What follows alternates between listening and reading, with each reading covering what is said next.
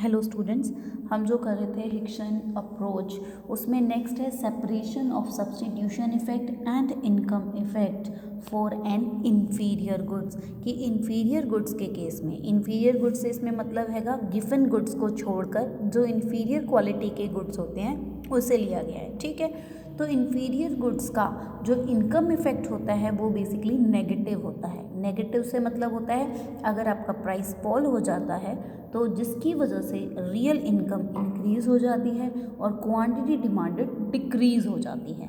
ये चीज़ ध्यान रखना, इन्फीरियर गुड्स के लिए इनकम का जो इफ़ेक्ट है वो नेगेटिव होता है। मीन्स रियल इनकम और quantity demanded reversing means inverse relationship होता है। क्लियर है?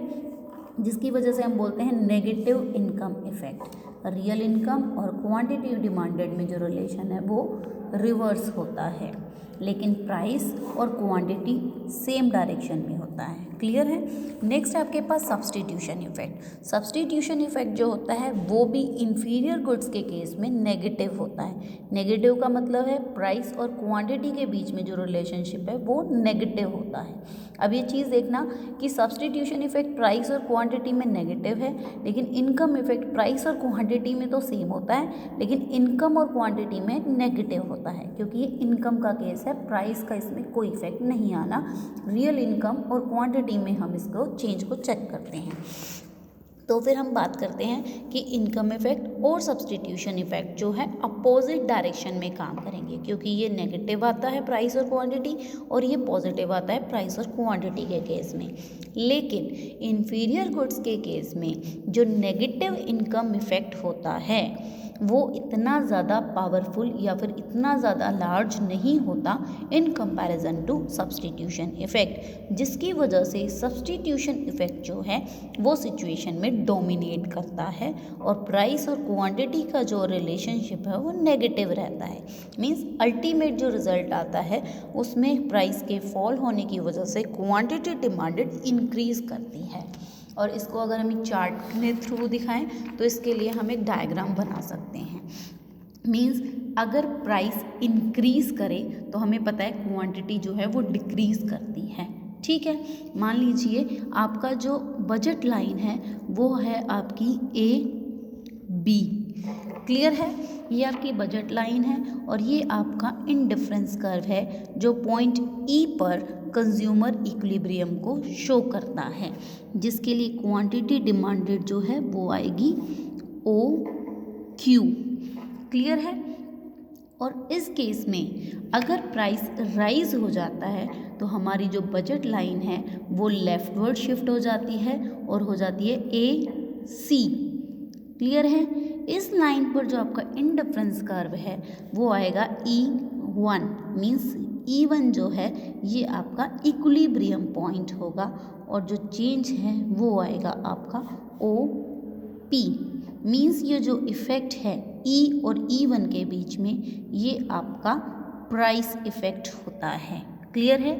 ये कैसा इफ़ेक्ट है? Price effect. और अगर हमें प्राइस इफ़ेक्ट में से सब्स्टिट्यूशन इफ़ेक्ट को और इनकम इफ़ेक्ट को सेपरेट करना है तो नई बजट लाइन के पैरेलल हमें पुराने वाले IC कर्व के टेंजेंट एक नई बजट लाइन ड्रॉ करनी पड़ती है।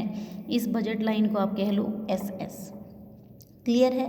और ये जहाँ पर मैच करेगी वहाँ पर नया इक्विलिब्रियम पॉइंट बनेगा जिसे हम नाम देंगे E2।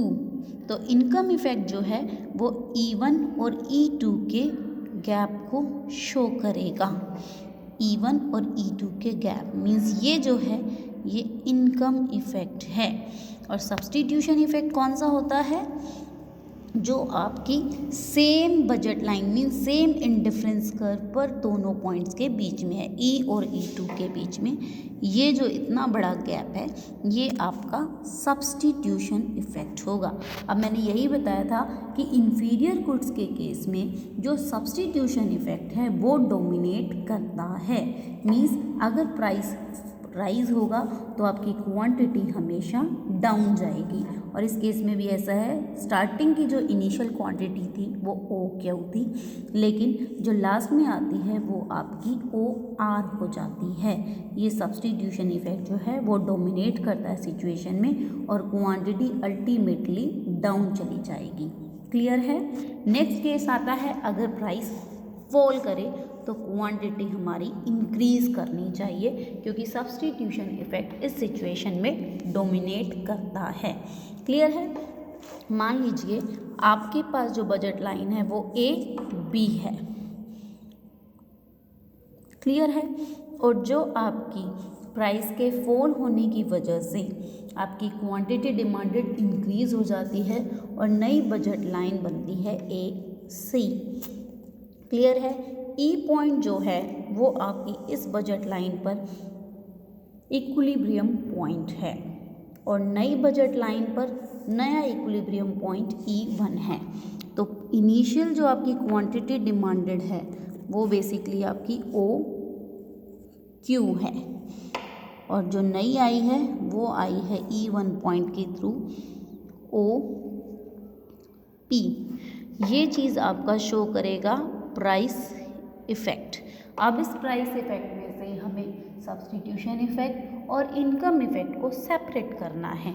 तो इस सेपरेशन के लिए, इनकम इफ़ेक्ट के लिए हम क्या करते हैं, जो आपकी नई बजट लाइन है उसके पैरेलल में और पुराने आईसी कर्व को टेंजेंट करती हुई एक नई बजट लाइन बनाते हैं जो E2 पॉइंट पर कट करती है। और जो ये E पॉइंट है, E2 पॉइंट है, ये आपका नया इक्विलिब्रियम पॉइंट होता है। और जो ये गैप होता है कौन से वाला, E1 और E2 के बीच में, ये होता है आपका इनकम इफ़ेक्ट। क्या होता है ये, इनकम इफ़ेक्ट। ठीक है। और सब्स्टिट्यूशन इफ़ेक्ट कौन सा होता है, जो आपके E और E2 पॉइंट मीन्स टोटल जो ये है आपका सब्स्टिट्यूशन इफेक्ट। इस केस में देखा क्वांटिटी OQ से इंक्रीज होकर OR तक आ जाती है। क्लियर है इस केस में कि किस तरीके से ये पॉइंट्स ड्रॉ किए गए हैं। ये है आपका इंफीरियर गुड्स के लिए जो हमारे प्राइस के चेंज का इफ़ेक्ट है वो किस तरीके से हम फाइंड आउट करते हैं। प्राइस इफ़ेक्ट क्या है, सब्स्टिट्यूशन इफ़ेक्ट क्या है और इनकम इफ़ेक्ट क्या है। क्लियर है। ओके।